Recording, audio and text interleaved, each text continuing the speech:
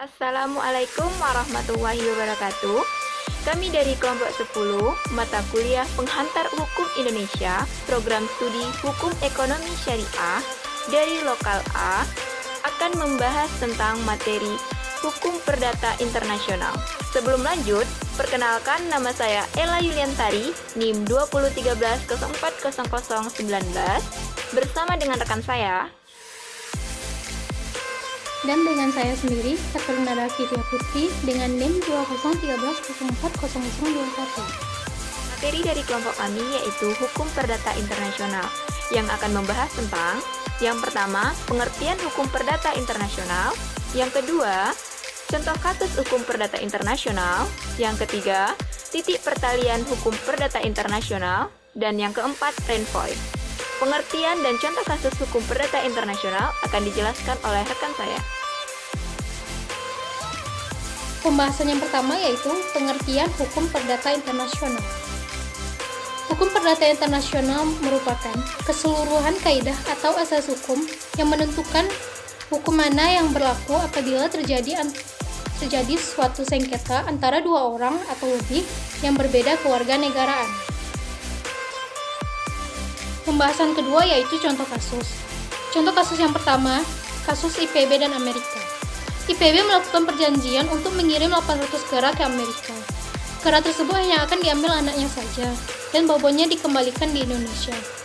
Harga per ekor disepakati sebesar 80 juta, dan pihak Amerika Serikat hanya membutuhkan anaknya saja, dan harus beranak di Amerika Serikat. Ketika posisi pesawat masih di Swiss, seekor monyet stres dan lepas melahirkan anaknya. Karena induknya telah dilumpuhkan dan telah mati, maka dokter hewan IPB menyuntik mati anak monyet tersebut karena mempertimbangkan rasa kasihan. Lawyer Amerika Serikat menuntut IPB atas dasar perlindungan satwa dan dianggap tak memenuhi prestasi dengan sempurna serta membunuh seekor anak monyet. Di satu sisi, kera di Indonesia tidak lebih sebagai hama, sedangkan bagi Amerika Serikat merupakan satwa yang harus mendapatkan perlindungan. Contoh kasus yang kedua yaitu kasus Babcock dan Jackson. Miss Georgia Babcock dengan kawan-kawannya yaitu Mr. dan Mrs. William Jackson pergi untuk weekend ke Kanada pada tanggal 16 September tahun 1960. Dengan memakai mobil Jackson, mereka semua penduduk Rochester atau New York. Waktu melewati provinsi Ontario, mereka mengalami kecelakaan yang menyebabkan Miss Babcock luka berat. Sekembalinya ke New York, Miss Babcock melakukan tuntutan ganti rugi terhadap Jackson berdasarkan negligence. Pada waktu kecelakaan terjadi, di Ontario berlaku suatu gas statute yang pada pokoknya menentukan bahwa orang-orang yang hanya merupakan gas tanpa bayaran tidak dapat menuntut kompensasi apapun jika terjadi kecelakaan. Ketentuan demikian tidak ada dalam perundang-undangan negara bagian New York. Contoh kasus yang ketiga yaitu kasus Gianni Versace SPA melawan Sutarjo Jono. Uraian posisi kasus Gianni Versace SPA melawan Sutarjo Jono adalah sebagai berikut. Yang pertama, penggugat adalah pemilik yang berhak atas merek Versace Classic versus 2 dan versus Versace, yang mana merek-merek tersebut telah dipakai, dipromosikan, serta terdaftar di negara asalnya Italia sejak tahun 1989 dan terdaftar pula di 30 negara lebih. Sehingga merek penggugat berdasarkan pasal 6 ayat 1 butir B Undang-Undang Nomor 15 Tahun 2001 tentang merek dikualifikasikan sebagai merek terkenal, di mana merek yang disengketakan adalah merek penggugat yang telah terdaftar pada kelas 9, 18, dan 25. Yang kedua, tergugat tanpa izin penggugat telah mendaftar merek versus 2 versi versus yang mempunyai persamaan pada pokoknya dengan merek-merek penggugat, dan merek milik tergugat tersebut terdaftar dalam merek yang sama dengan merek-merek milik penggugat.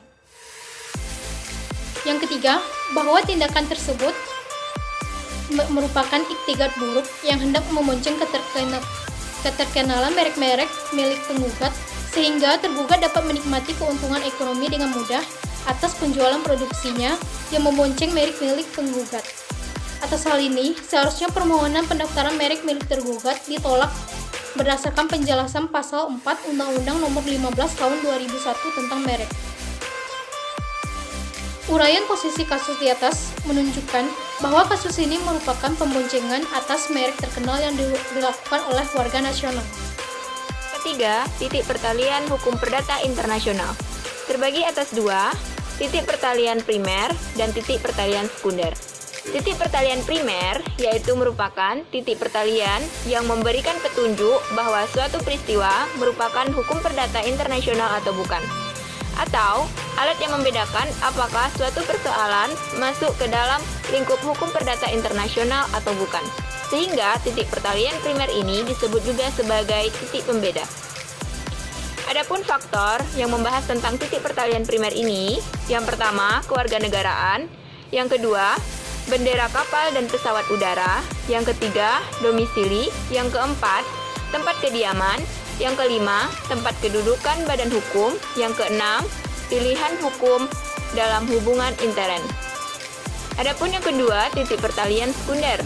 Titik pertalian sekunder ini merupakan titik pertalian yang menjawab hukum mana yang akan dipakai dalam menghadapi persoalan hukum perdata internasional atau alat yang menentukan hukum yang berlaku dalam persoalan hukum perdata internasional.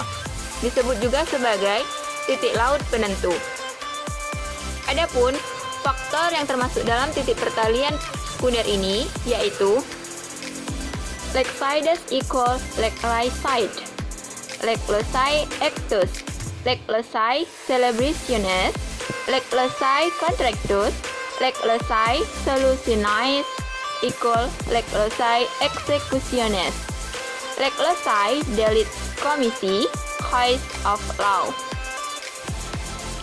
Adapun titik pertalian sekunder sekaligus titik pertalian primer, cause of law, lex patriot, bendera kapal, lex domisili, tempat kediaman, dan legal state.